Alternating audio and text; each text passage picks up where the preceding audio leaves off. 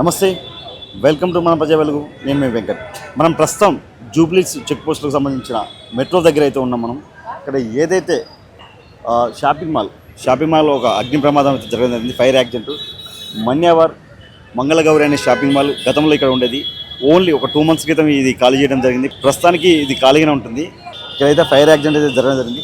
మరి ఇది ఇక్కడ 4th floor, 4 ఫ్లోర్లకు పర్మిషన్ అయితే ఉంది. మరి ఎలాంటి వెంటిలేషన్ లేదు. వెంటిలేషన్ లేనప్పుడు ఎందుకు ఈ పర్మిషన్ ఇస్తారు? ఆ షాపింగ్ మాల్స్ని ఏదైతే షాపింగ్ మాల్స్ లాగా కాకుండా మనకి ఎలాగైతే దేవాలయాల మీద టెంపుల్స్ మీద ఎలా డెకరేషన్ ఉంటుందో అలా డెకరేషన్, మొత్తం డెకరేషన్స్ టెంపుల్ డెకరేషన్ చేసి ఎలాంటి వెంటిలేషన్ రాకుండా ఒక ఇండోర్ లాంటిది ఏది లేకుండా, ఒక కిటికీ లాంటిది ఏది లేకుండా చేయడం జరిగింది. కానీ ఇది ఏదైతే 2 months క్రితం ఖాళీ చేయడం జరిగిందో లోపల ఎలాంటి ఆస్తి నష్టం కానీ ప్రాణహాని కానీ జరగలేదు. అదే దీంట్లో పరిస్థితి జనాలు ఉండే పబ్లిక్ ఉంటే ఏంటి పరిస్థితి? ప్రాణాలు పోయే అవకాశం ఉండేది. ఒక మామూలుగా ఏదైతే ఒకరిద్దరికి చిన్న గాయాలయ్యని చెప్తారు.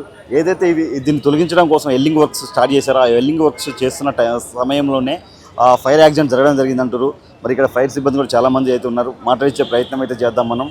చూడండి, మొత్తం ఇప్పుడైతే ఫైర్ వాళ్ళు ఇక్కడ వచ్చి ఫైర్కి సంబంధించిన వాళ్ళంతా వచ్చి వాటర్ అంటే అంతా కొడుతున్నారు. మరి ఫైర్ యాక్సిడెంట్ సంబంధించిన వాళ్ళతో మాట్లాడించే ప్రయత్నం అయితే చేద్దాం మనం.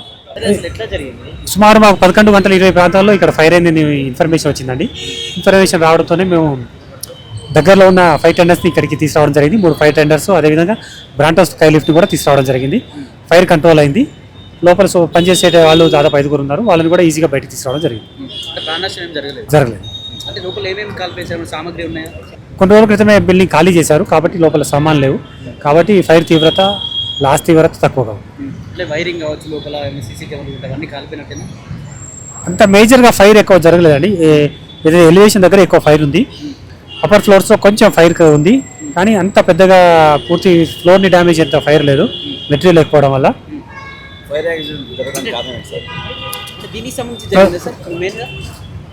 ఇదే ఎక్కువ కారణం జరిగింది.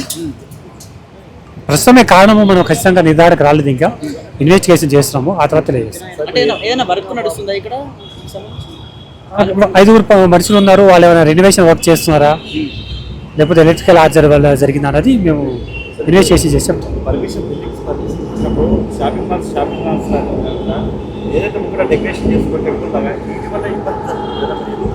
ఇది కొన్ని కంబస్టిబుల్ మెటీరియల్ని డెకరేట్ చేయడం వల్ల కొంచెం అగ్ని ప్రమాదము ఈజీగా అవ్వడానికి, స్ప్రెడ్ అవ్వడానికి స్కోప్ ఎక్కువ ఉంటుంది. మీరు చూసినప్పుడు ఫైర్కి సంబంధించి సేఫ్టీ ప్రికాషన్స్ అన్ని యూజ్ చేస్తూ ఉన్నారు? కొన్ని ఉన్నాయి, చెక్ చేసాము. కొన్ని పనిచేస్తున్నాయి.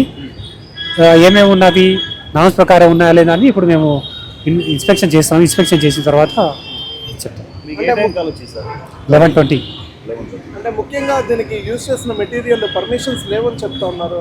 అంటే పిఓపి కానీ ఇట్లాంటివన్నీ డిజైన్స్ అప్రూవల్ లేకుండా యూజ్ చేస్తున్నామని చెప్తున్నారు. ఒకసారి మేము చెక్ చేసిన తర్వాత పర్మిషన్ తీసుకున్నారా లేదని చూస్తాం. ఇంకా మేము ఫైర్ ఫైటింగ్ చేసాము. ఇప్పుడు ఆఫీస్కి వెళ్ళాక ఒకసారి చూసి ఉందా లేదా, ఎన్ఓసి దాని ప్రకారం ఉందా లేదా చెక్ చేసి. ఎండాకాలం సంబంధించి చాలా కూడా ఫైరింగ్ జరిగే ప్రమాదం ఉంటుంది. దానికి సంబంధించి ఎటువంటి తీసుకోబోతున్న జాగ్రత్తలు? మేము రెగ్యులర్గా అవేర్నెస్ ప్రోగ్రామ్స్ కండక్ట్ చేస్తాము. బిల్డింగ్ ఇన్స్పెక్షన్ చేస్తున్నాము. ఫైర్ ఫైటింగ్ సిస్టమ్స్ ఇన్స్టాలేషన్ గురించి, ఫైర్ ప్రివెన్షన్ మెథడ్స్ గురించి, ఫైర్ ఫైటింగ్ సిస్టమ్స్ గురించి వాళ్ళకి అవగాహన కలిగిస్తున్నాము. వాళ్ళకి ఫైర్ ఎలా కంట్రోల్ చేయాలి, ఫైర్ కాకుండా ఎలాంటి జాగ్రత్తలు పాటించాలి, ఫైర్ అయితే ఎలాంటి జాగ్రత్తలు పాటించాలి, మనం బిల్డింగ్ నుంచి ఎలా బయటపడాలి, ఎవాక్యుయేషన్ ఎలా చేయాలి. సో వీటి మీద పూర్తిగా వాళ్ళకు అవగాహన కల్పిస్తున్నాము.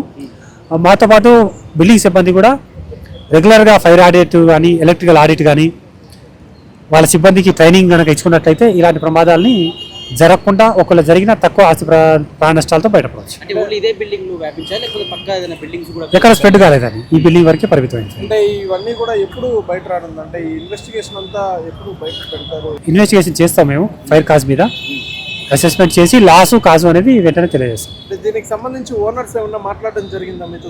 మేము ఇంకా ఫైర్ ఫైటింగే చేస్తున్నాము. ఎంత లాస్ అయిందని వాళ్ళతో, ఏమేమి మెటీరియల్ ఉంది, ఏమేమి కాలింది, ఎంత లాస్ అయింది అన్నది తెలియజేస్తాం. మీకు తెలిసి ఎంత ఎస్టిమేషన్ బిల్ ఉండొచ్చు? ఖచ్చితంగా చెప్పలేమండి. మీ అజంప్షన్ ఎంత? చెప్పలేమండి. బిల్డింగ్ వేకెంట్ బిల్డింగ్, స్టోరేజ్ అయితే ఎలాంటి స్టోరేజ్ లేదు. కాకపోతే 4th floorలో జస్ట్ వాళ్ళ యొక్క ఆఫీస్ పర్పస్ ఫర్నిచర్ ఉంది. ఆ ఫర్నిచర్ కొంచెం లైట్గా గాలింది. దాంతో మన వాళ్ళు 4th floorలోకి వెళ్ళి మనకున్నటువంటి వాటర్ టెండర్స్ ద్వారా ఫైర్ ఎక్స్టింగ్విష్ చేసేసినాం. ఇది గత 2 నెలల క్రితం ఖాళీ చేసిరని చెప్తారు. ఈ సెటప్ కూడా ఓడబీక్కొని పోదాం, తీసుకొని వెళ్ళిపోదాం అన్న ఉద్దేశంతో ఏదో వర్క్ చేస్తారంట, రెనోవేషన్ వర్క్ జరుగుతుంది అని చెప్తారు. ఫర్దర్గా ఏదైనా ఉంటే చెప్తాం. అంటే లోపల ఏమేమి కాల్పోయినాయి సార్? అంటే వైరింగ్ కావచ్చు, జస్ట్ ఇదే పసాడ్ ఉంది కదా, ఈ పసాడే మెయిన్. దీనివల్లనే మీకు అవుపడేది కూడా దీనివల్లనే. లోన ఏం లేదు, వెంటిలేషన్ లాంటిది కానీ ఎక్కడ ఒక ఇండో లాంటిది లేదు. ఇక మరి ఎలా పర్మిషన్స్ ఇస్తున్నారు?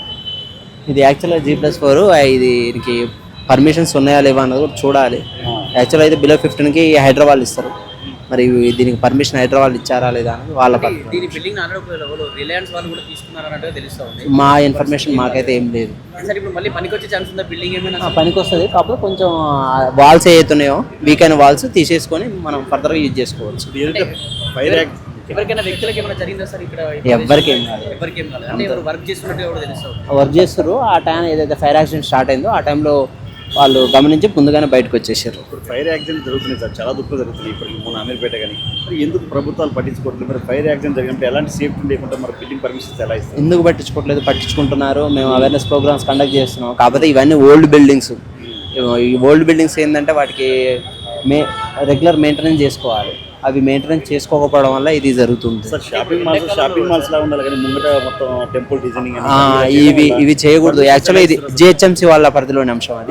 అది చూసుకోవాలి. వచ్చేది ఎండాకాలం సార్, ఇక్కడ చాలా జరిగే ఛాన్స్ ఉంది. అటువంటి జరగకుండా ఎటువంటి మేము అవేర్నెస్ ప్రోగ్రామ్స్ కండక్ట్ చేస్తున్నాము. ప్రతి ఒక్కరికి ప్రతిరోజు అవేర్నెస్ ప్రోగ్రామ్స్ కండక్ట్ చేస్తున్నాం. దీంతో పాటు వివిధ బిల్డింగ్స్ కూడా ఇన్స్పెక్షన్ చేస్తున్నాము.